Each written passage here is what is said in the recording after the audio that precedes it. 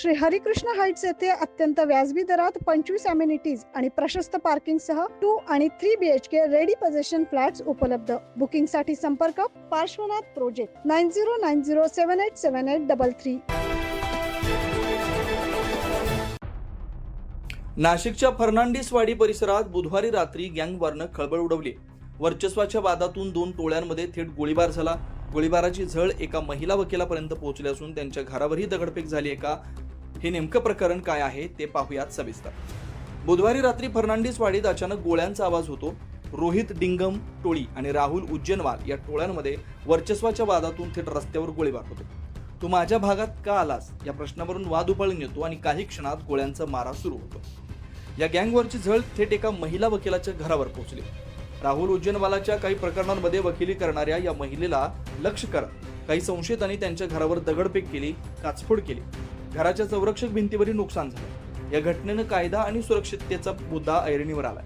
पोलिसांनी घटनास्थळी पाहणी केली असता गोळीबाराच्या तब्बल 5 रिकाम्या काडतुशा सापडल्या. घटनेची माहिती डायल 112 वरून मिळताच उपनिरीक्षक सोनवणे आणि DB पथक घटनास्थळी दाखल झालं. पोलिसांनी तातडीने 3 संशयितांना ताब्यात घेतलं असून चौकशी सुरू आहे. पोलिसांचा तपास शस्त्र कुठून आलं, पाठबळ कोणाचं या दिशेने सुरू आहे.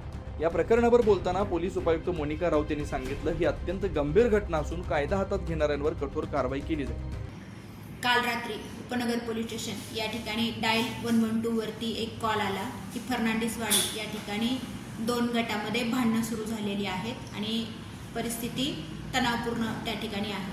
त्या अनुषंगाने नाईटचे जे अधिकारी आहेत PSI सोनवणे आणि DB स्टाफ घटनास्थळी गेले असता त्या ठिकाणी परिस्थिती बघितली आणि आजूबाजूच्या लोकांना विचारपूस केली असता असे कळाले की रोहित डिंगम व त्याची गँग आणि राहुल उज्जैनवाल आणि त्याची गँग यांच्यामध्ये एकमेकांमध्ये क्रॉस फायरिंग त्या ठिकाणी झालं होतं आणि एकमेकांमध्ये वर्चस्वावरून तू माझ्या भागामध्ये का आलास, या ठिकाणी कशासाठी येतोस, या साधारणतः वर्चस्वाच्या ह्याच्यातून कालचं फायरिंग झाल्याचं लक्षात आलं. नेमकं वकिलाच्या घरावर काय करण्याचं कारण?